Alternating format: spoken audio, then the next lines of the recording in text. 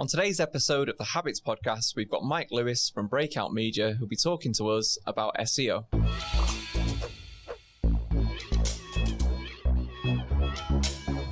So thanks for joining us, Mike. There'll be some people tuning in wondering what qualifies you to be our expert when it comes to SEO.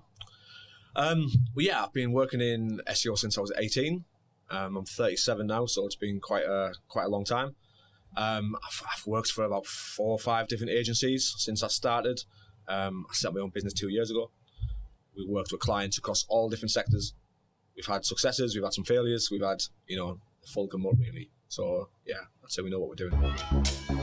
So when it comes to SEO then, I imagine you've seen a lot of things that businesses get wrong. Yes.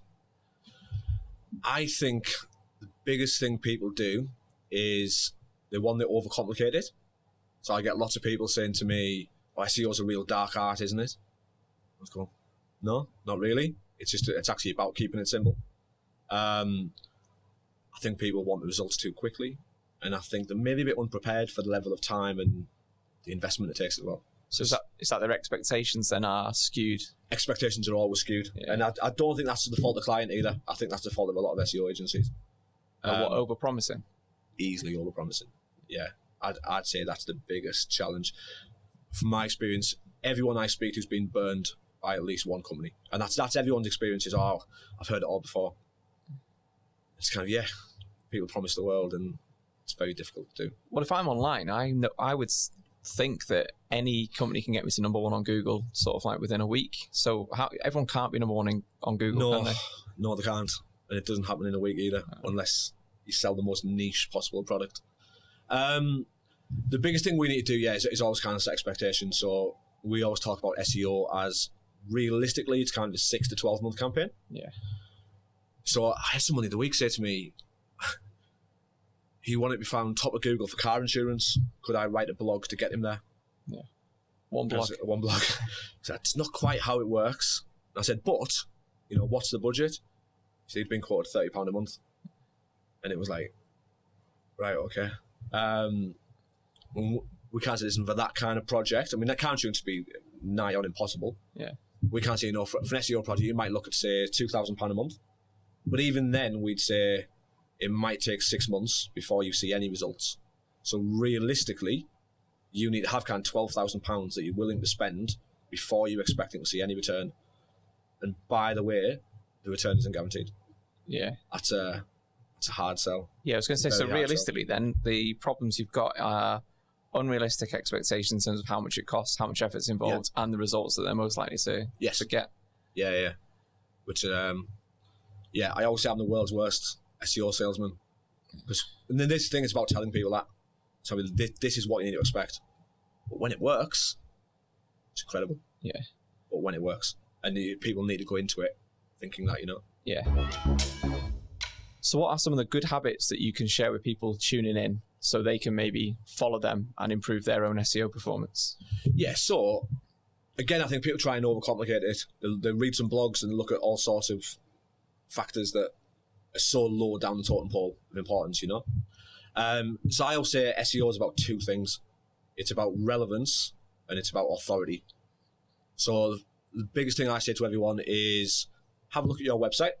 Look at every page of your website and ask yourself the question, if someone could type in one thing to find this page, what would it be? Right. And then look at the page and say, well, how does that page show that I'm relevant for it? So if you want to be found on Google for podcast studio in Warrington and your website is called podcasts, it's not showing Google you're relevant for podcast studio Warrington. Yeah. That makes sense. And so many people get that wrong. Yeah. So keep it simple really would be. Keep it really simple, yeah. So you need to make sure that for each page, you know what you want it found for. And okay, well, have you got content on there that talks about that? Yeah. Have you got content that demonstrates that that's what that page is relevant for? Because if there's no content on it, how does Google know? Yeah, so the second thing I would say is the first thing is about relevance. The second thing is about authority, especially if you're in a really competitive sector. There might be 50 companies that are all relevant for what you do, and there's still only 10 spots on the first page. So it's how do you build your authority? And you do that through content marketing. So that's when people do your blogs, your articles, your how-to guides, those kind of things.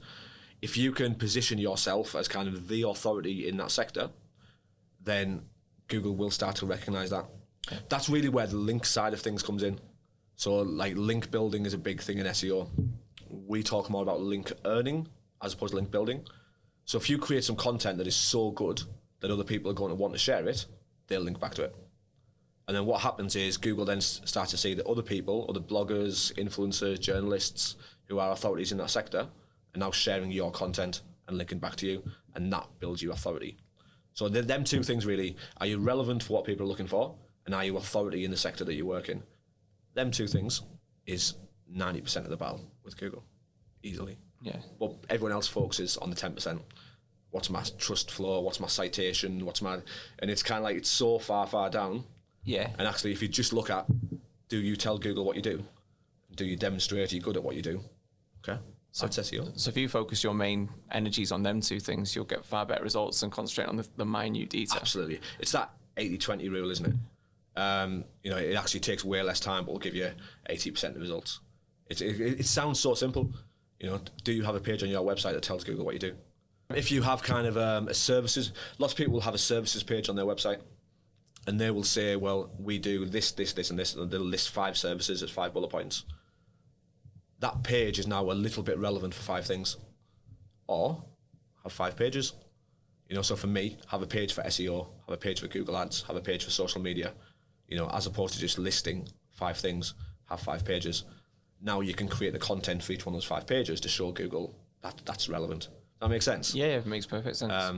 So keep it really simple. Keep it really simple and you'll get there. So so say someone's listening to this now and they're thinking, right, so I can create content around these things. Where would they post that content? So what sort of counts as SEO that Google recognises as being important? Yeah, so first you have to post that content on your blog.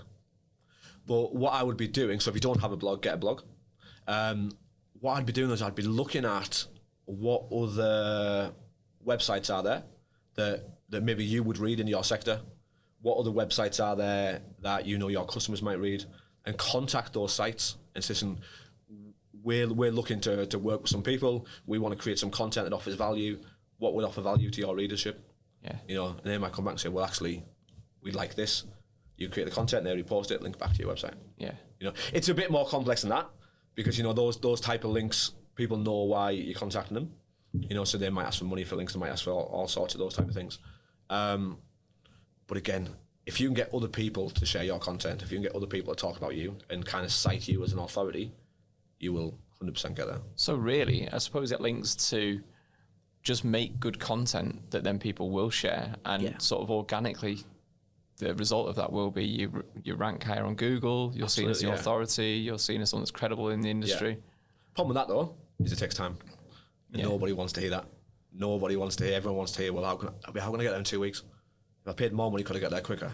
Yeah. It just takes time. People think about Google like it's a person.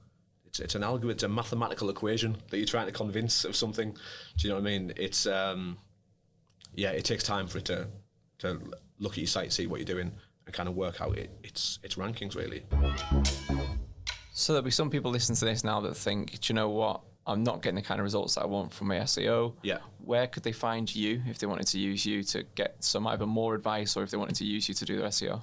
So the place that I personally am most active is on LinkedIn. If you search me on there, you'll find me. I try and post out SEO stuff most days. You find our website, breakoutmedia.co.uk, and I'll give you all the info about what we do.